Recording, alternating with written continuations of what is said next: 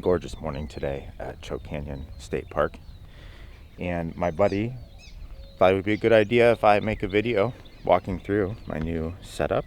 As many of you know, I've been using an Outback Wilderness now for about 1.5 years for all of my adventures, sleeping in the back of it.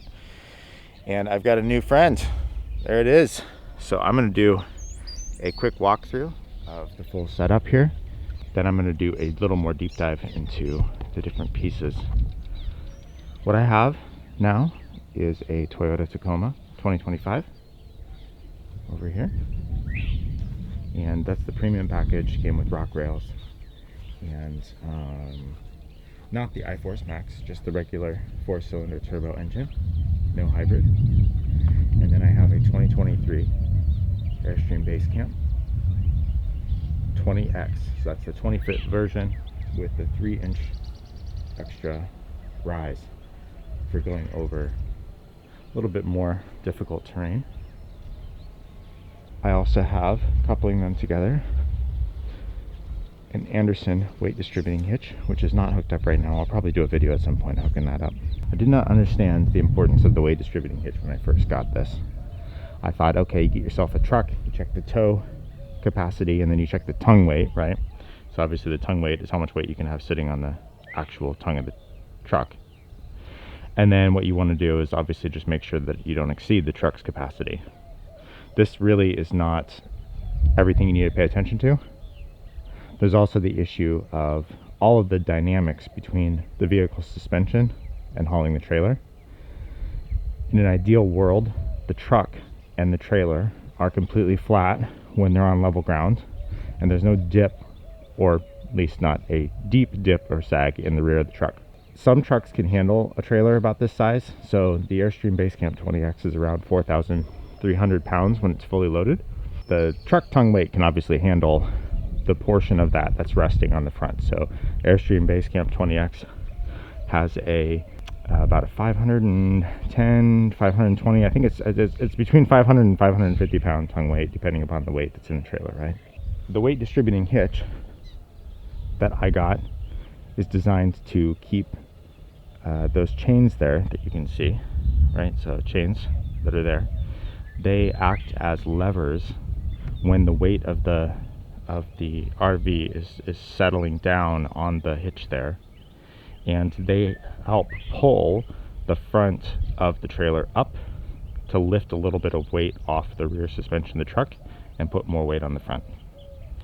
So I went with the Anderson weight distributing hitch because I saw really good reviews for it. It took a little while to get it set up. I'd recommend giving yourself a couple hours to get it working properly the first time you set it up, but it's working great.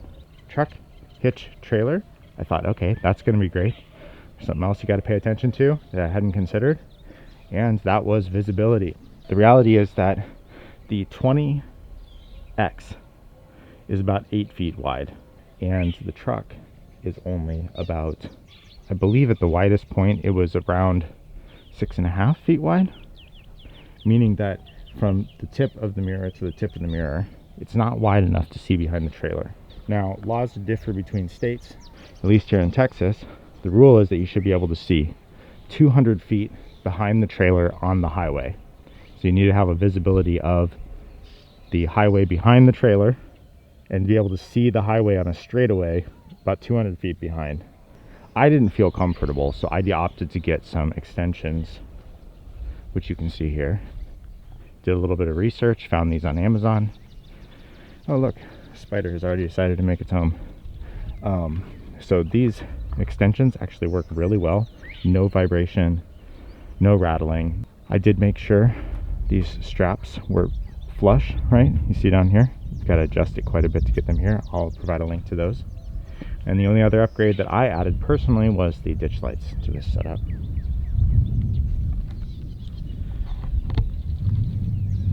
All right, so that covers the basics of the setup. I'm now going to start walking through some of the details. So let's start with dropping the trailer down. Obviously, one of the first things you need to do is you need some chucks for the wheels. There is a brake system on the 20, and the 16, I believe, has a brake system as well. However, you don't want to have that engaged all the time. Not a good idea. It's going to burn the brakes out. So you're going to need some chucks to hold the trailer in place. Second, probably a good idea to have a pad for underneath the front of the I don't actually know what you call this piece here, but I got a pad for the ground. Keep that from sinking in if it happened to be on soft ground. So those are two items you're going to need to drop the trailer down, is something for underneath the front tongue area, and then also some chucks to keep it in place. Now let's start talking about the interior. So the Basecamp comes with a screen, which is a little difficult to open, to be honest. It's a magnet. It's actually pretty strong, so I have to like give it a little bit of leverage to get that open. I do not have a mat, so my floor is getting pretty dirty, but I'll just clean that. And here's my setup. One area that the Basecamp is lacking is large cabinets. So you do have some storage like these here, but they are not very large. Got some here, and you have some underneath the sink here. We got 3, 4, 5. None of them are very large. Instead, they give you these nets that you can put things in. One good advantage of these nets is that you can see everything. So if you're looking for something, you're not having to dig through every single drawer. Put your stuff that you want easily accessible up inside these nets. Very cool. I also discovered that there's a zip cubby on this one here, so you can unzip that, and there's actually a spot where you can keep things secure inside of this net, not just on top, which is really cool. I have a screen on the back here, and also a door, of course. Every single window comes with its own blackout curtain, which is super nice. Honestly, if you're wanting to sleep in, nothing's better than good blackout curtains, and I love the fact that it comes with this. Also, a bunch of the windows, in fact, I think all of them, come with a pretty heavy tint, which is really nice for keeping the sun out. It is a little bit frustrating that you can't see as clearly outside, but quite frankly, it hasn't bothered me much at all because you can just literally walk outside. So as far as keeping the place cool, that's great. This section up here turns into a bed, can probably fit 1 adult, 2 kids. And then of course, this is very large. This actually turns into a seat on the left and a seat on the right, so you can put up your bed. You could have an adult sleep on the left and an adult on the right. So in theory, you could have 3 adults sleep in here. I haven't tried it yet though, so just have to see how that works out.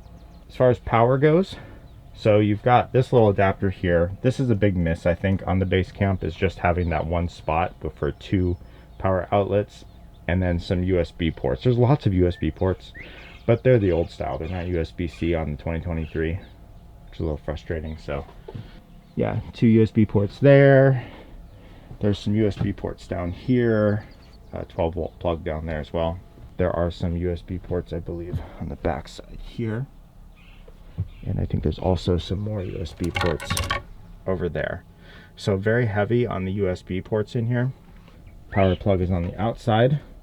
All of the plugs for everything on this vehicle are on the driver's side. Obviously power there. All the light switches are right here as soon as you enter. So you've got outside light, so that controls the light up there outside the door, and then you've got this one controls this end, so that's the end that fits 1 person for sleeping, and then this one here controls the main bed area, and then of course the bathroom, which you can see flipping on and off there. It's got some hooks over here to hang stuff. Obviously got a stove. I heard people complaining online about the stove system. They said this wasn't super powerful. They didn't really like this. This is the Suburban stove. It heats water just fine. I don't know what people are talking about. Like, I mean, it gets a really strong flame. I'll demonstrate here. I mean, what more do you want? That's plenty. I don't know what people are complaining about, but maybe it's yet to fail on me. But honestly, I'm really happy with the stove. Fridge. This is a 12 volt fridge, meaning that it runs off the 12 volt system. Might be worth mentioning here, there are actually 2 electrical systems separated on this unit. Okay, you have a battery system, which is a 12 volt battery system, Well, it goes up to 14, but basically a 12-volt battery system that's underneath there, regulated to all of the, say, USB ports, I believe, are controlled by it. I think the USB ports are controlled by it. Obviously, it powers the spark for this here, the stove.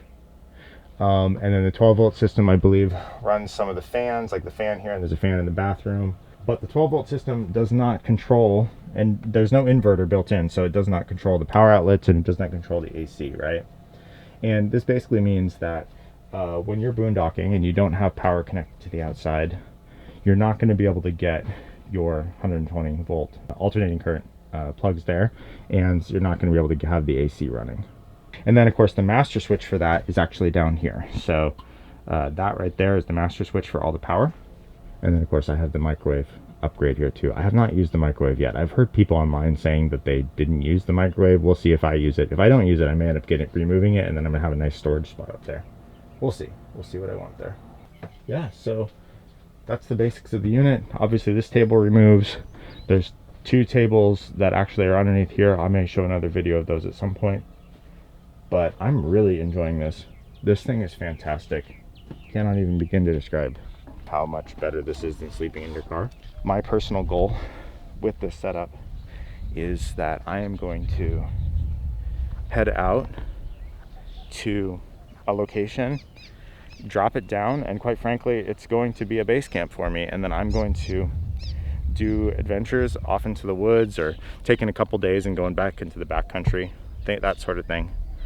Super excited to do this. I've already used it for what it's meant for. Dropped this off here at Choke Canyon, and then I did a day trip to Corpus Christi and Padre Island down in South Texas. I left the AC running the entire day and came back. It was nice and cool inside. Absolutely amazing to go to bed with it slightly cool. I'm having a great time. And might also mention, the truck is absolutely fantastic. Took it off on a 4-wheel drive trail. Padre Island has a stand area, and along the beach where you can take your truck, and they have a 4-wheel drive section that's unmaintained. Took it down there, performed flawlessly. Looking forward to some more videos on some great adventures around the US. Talk to you guys soon. I thought it would be cool to show how many miles per gallon I'm getting towing the base camp here. If you look down here on the right hand side, I thought it would be, if I'm going about 65 and driving behind this semi in front of me, I'm about 2 seconds behind the semi at about 65. I thought it would be cool. The white line there. Right now I'm going downhill, so it's over 30 miles per gallon, but it's been floating between 20 and 30 pretty regularly. Uphill, it won't go below about 14. It's like right there, it's around 18 miles per gallon. I'm on flat. Good. So basically, I discovered the sweet spot. 65 miles per hour behind a semi seems to be where you're going to get really the best miles per gallon pulling the Airstream. You can see right there.